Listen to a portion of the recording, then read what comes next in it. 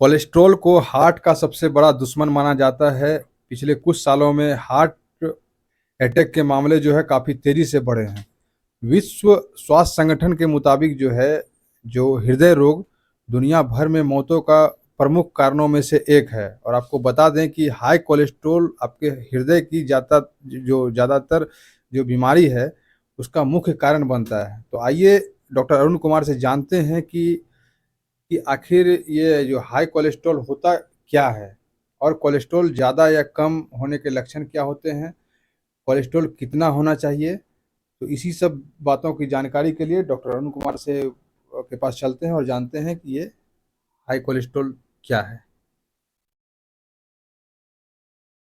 Thank you doctor चंदन। जैसा कि आपने बताया कि ये हृदय के हेल्दी जो लाइफ स्टाइल है, जो हमारा हृदय है, जिस जो रफ्तार से हमारे जो आगे बढ़ने चाहिए थे, जो ज़िंदगी की जो जंग है, जिसमें हृदय का बहुत ही महत्वपूर्ण रोल है, उस केस में कोलेस्ट्रॉल एक ऐसा कारक है या लिपिड एक ऐसी बीमारी है जिसका अगर स्तर ब्लड में अगर ऊपर नीचे हो जाता है तो हमारे हृदय के जीवन की यात्रा को कम कर देता है। उस केस में क्या करना चाहिए, इस बातों को पहले भी हमने कई बार उठाया है, जहाँ कि हमने बताया है कि हृदय या कार्डियक अरेस्ट बहुत ही खतरनाक तरीके से बढ़ते जा रहा है समाज में। नाउ हमने उन दिनों कोलेस्ट्रॉल का चर्चा ज़रूर किया था और ब्लड प्रेशर की चर्चा की थी। आज हम एक सेपरेट टॉक करेंगे कि हाइपर कोलेस्ट्रोलिमिया या जिसे हाइपरलिपिडीमिया भी बोला जा सकता है, हालांकि बहुत दोनों अलग अलग टर्म हैं। कोलेस्ट्रॉल एक ब्रॉड हाइपरलिपिडीमिया का एक पार्ट हो सकता है। और अगर कहा जाए तो जो बोला जाता है कि bad cholesterol and good cholesterol. Bad cholesterol means LDL, low density lipid. ये एक जो लिपिड प्रोफाइल हम कराते हैं उसमें एचडीएल, एलडीएल, ट्राइग्लिसराइड वगैरह का ये अलग से ये रहता है, सेपरेट वाइज हम लोग का लेवल, ब्लड लेवल होता है।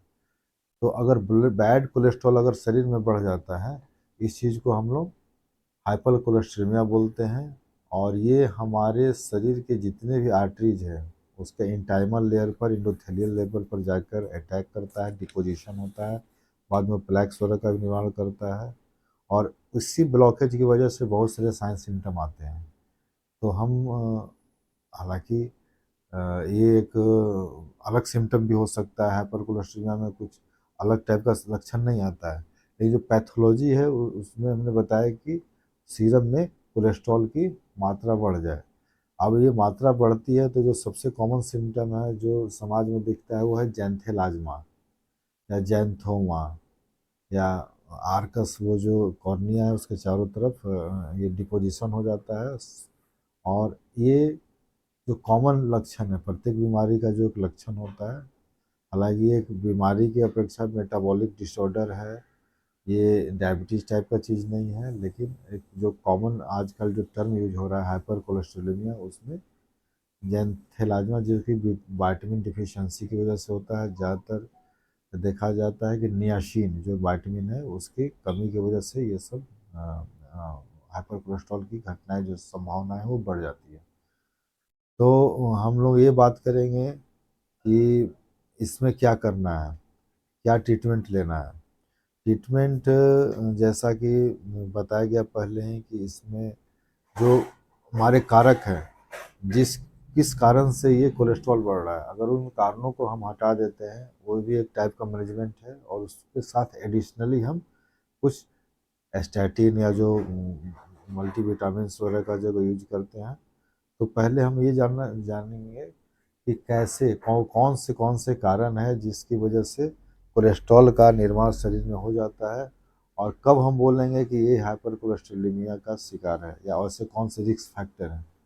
हाइपर कोलेस्ट्रोलेमिया ज़्यादातर अगर इसका लेवल 190 मिलीग्राम पर डेसीलीटर से ऊपर हो जाता है, सीरम लेवल ऊपर होता है, तो हम उसे बोलते हैं कि हाइपर कोलेस्ट्रॉल है, इसका बढ़ा हुआ है। और ये ज़्यादातर कार्डियोवास्कुलर डिजीज कराता है, स्ट्रोक कराता है। और पेशेंट को अगर सही समय पर अगर ट्रीटमेंट ना हो तो स्थिति खतरनाक हो सकती है। तो जैसा हमने बताया कि रिस्क फैक्टर एक समय के बाद, एक एज के बाद हम लोग को ध्यान देना होता है।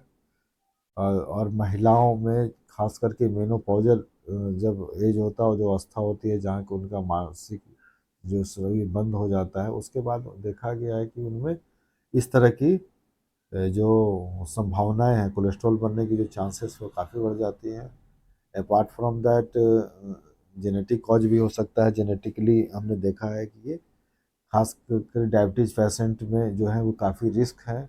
जो पेशेंट अगर एक्सरसाइज नहीं कर रहे हैं, सॉलिटरी लाइफ स्टाइल है, बहुत ही मिनिमम इंटरेक्शन है, सीडेंटरी लाइफ स्टाइल है, उन पर्सन में, उस तरह के जो लोग हैं, उस तरह के जो पर्सनालिटी है, उनमें खास करके ये इस तरह के चीज़ों को कोलेस्ट्रॉल के बढ़ने में ज़्यादा मददगार होता है। और वो पेशेंट कभी भी शिकार हो सकता है अदर जो उसके कॉम्प्लिकेशंस हैं। जैसे हमने बताया कि स्ट्रोक हो सकता है, हार्ट अटैक हो सकता है अगर अनकंट्रोल्ड रहा तो।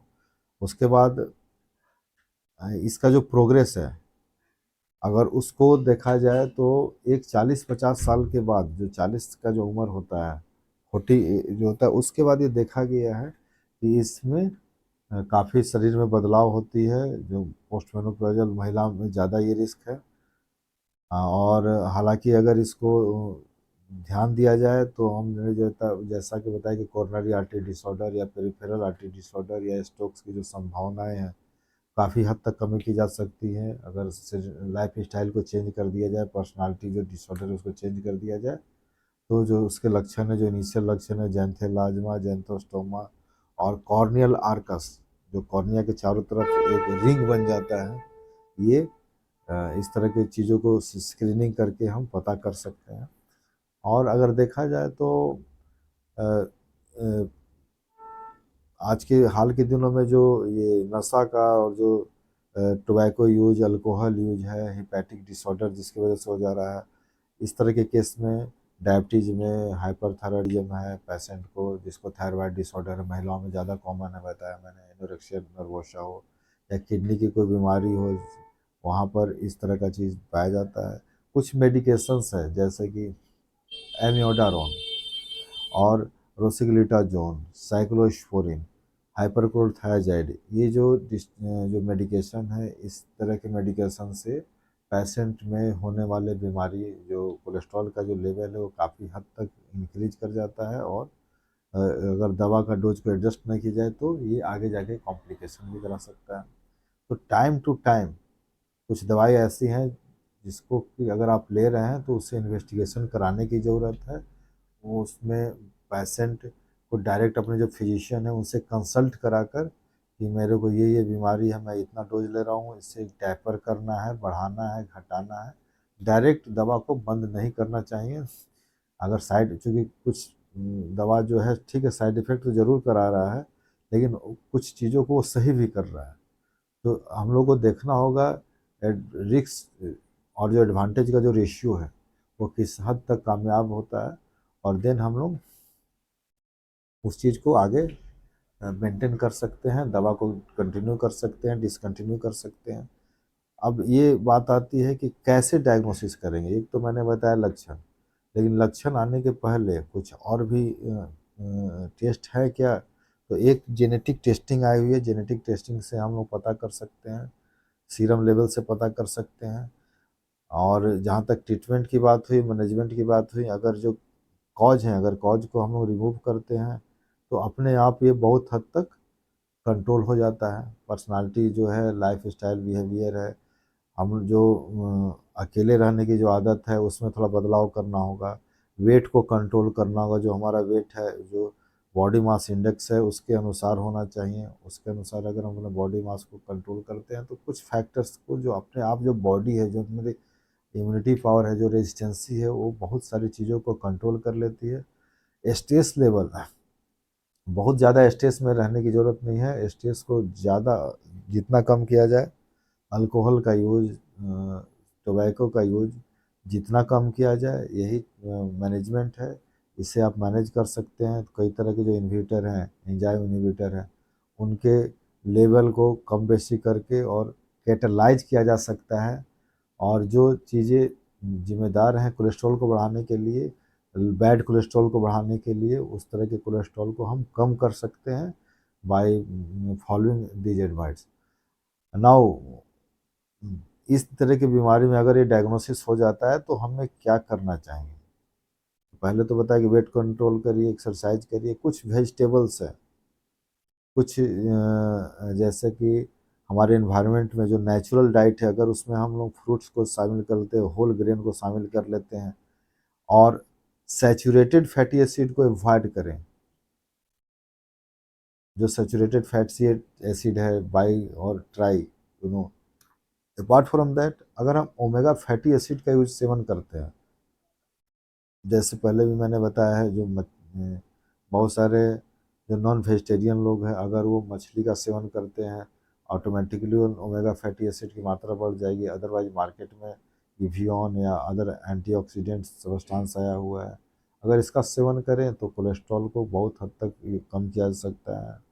अपार्ट फ्रॉम दैट, स्टैटिन, जिसमें कि रोवास्टैटिन, एज़ोस्टैटिन, जीटामाइड, बाइल एसिड एक्सट्रैक्ट, नियासिन, जो मैंने बताया कि मल्टीविटामिन जो है, अगर उसको सप्लीमेंट के तौर पर दिया जाए, तो बॉम्पेडोइक एसिड एक नया मॉलिक्यूल है जो कि बहुत ही पॉपुलर है। Apart from that, PCSK9 inhibitor, PCSK9 inhibitor जो है, वो जो पाथवे कोलेस्ट्रॉल को बनाने का जो पाथवे है, जो उसको बायोकेमिस्ट्री में के तौर पर अगर हम कहा जाए, क्योंकि सब में एक बेंजीन रिंग होता है, बेंजीन रिंग से वो कैटलाइज होते होते 2-3 साइकिल में वो कोलेस्ट्रॉल का निर्माण होता है। उस जगह पर ये मॉलिक्यूल जाकर अटैक करता है और उसके बनने की प्रक्रिया को काफ़ी हद तक कंट्रोल करता है, और इससे हम जो हाइपर कोलेस्ट्रोलेमिया के जो शिकार होने के कगार पर हैं, काफ़ी हद तक वो कंट्रोल होगा। और कुछ दवाओं का साइड इफ़ेक्ट हो सकता है, लेकिन जैसा पहले मैंने बताया कि रिस्क वर्सेस एडवांटेज, इस रेशियो को हम लोग को देखना है। अगर एडवांटेज ज़्यादा है then we should continue for that. Apart from that, जो प्रिवेंटिव रोल हो सकता है, एक्सरसाइज करना, दवा लेना, अपने वेट को कंट्रोल करना, वो सब हम लोग को करने की ज़रूरत है। अपार्ट, और जो सोसाइटी में जो मैसेज है मेटाबॉलिक डिसऑर्डर, जो आए दिन हम लोग शिकार होते जा रहे हैं, इस तरह की चीज़ों को कम किया जा सकता है। नहीं तो आगे चलकर यही कोरोनरी आर्टरी डिजीज और पेरिफेरल आर्टरी डिसऑर्डर का बहुत महत्वपूर्ण कारक हो सकता है, एग्रावेटिंग फैक्टर हो सकता है। हमारे शरीर में जो अ, जो सेल्स लड़ने के लिए जिम्मेदार हैं, वो भी अपनी रेजिस्टेंस पावर खो देंगे, और बहुत सारे जो मॉलिक्यूल्स है, जो न्यूरो ट्रांसमीटर है, साइटोकाइंस है, ल्यूकोट्राइंस है, ये काफ़ी साइकिल में कहीं कहीं जाकर अटैक करते हैं। इस चीज़ को हम लोग को और बढ़ाने की ज़रूरत है, सो दैट हमारा जो इंटाइमल जो लेयर है, जो एंडोथेलियल लेयर है, जो कैपिलरीज का जो लेयर है, उसकी जो डायमीटर कम होते जाती है डिपोजिशन की वजह से, उसको हम लोग काफ़ी हद तक कंट्रोल कर सकते हैं। और एक नया लाइफ स्टाइल अपनाकर हाइपर कोलेस्ट्रोलेमिया, हाइपरलिपिडेमिया की जो बीमारी है, जैसा कि नेफ्रोटिक सिंड्रोम वगैरह में भी दिखता है, इस तरह की चीज़ों को हम कंट्रोल करके और अपने शरीर को स्वच्छ रख सकते हैं और अपनी आयु को बढ़ा सकते हैं, हृदय की रफ्तार को और भी बढ़ा सकते हैं। और मुझे लगता है कि पहले भी हमने इस पर चर्चा किया है, अगर इस तरह की चीज़ों को हम लोग डे टू डे लाइफ में अपने पर्सनालिटी को सुधार कर अगर रखते हैं, तो हाइपर कोलेस्ट्रीमिया बीमारी को जड़ से समाप्त किया जा सकता है। हाइपरलिपिडीमिया या हाइपर कोलेस्ट्रीमिया एक ये जन्मजात बीमारी नहीं है, एक लाइफ स्टाइल का ये डिसऑर्डर है, जैसा कि अदर और ये एसोसिएशन जो डायबिटीज के साथ भी आजकल दिखा जा रहा है कि डायबिटीज वाले पेशेंट में ये काफ़ी अलग तरीके का प्रेजेंटेशन देता है। हाइपरटेंशन अगर पेशेंट पहले से है और अगर उसकी कोलेस्ट्रॉल बढ़ती जा रही है, तो ये लाइफ थ्रेटनिंग हो सकता है, एक्यूट अटैक आ सकता है, एमआई का मोस्ट कॉमन कॉज है। और फिर एक समय के बाद ये एक रिवर्सिबल हो जाता है। सो इनिशियल स्टेज में ही हम लोग अगर अच्छे फिजिशियन के पास जाते हैं, अगर कोलेस्ट्रॉल लेवल को कंट्रोल कर लेते हैं, लिपिड प्रोफाइल बीच बीच में अगर कराया जाता है, मुझे लगता है 40-45 के बाद करा लेना चाहिए रेगुलरली, तो इस तरह की चीज़ों को हम लोग को ध्यान में रखते हुए बहुत हद तक ये जो मेटाबॉलिक डिसऑर्डर है उससे कंट्रोल किया जा सकता है, ख़त्म किया जा सकता है। थैंक यू, धन्यवाद।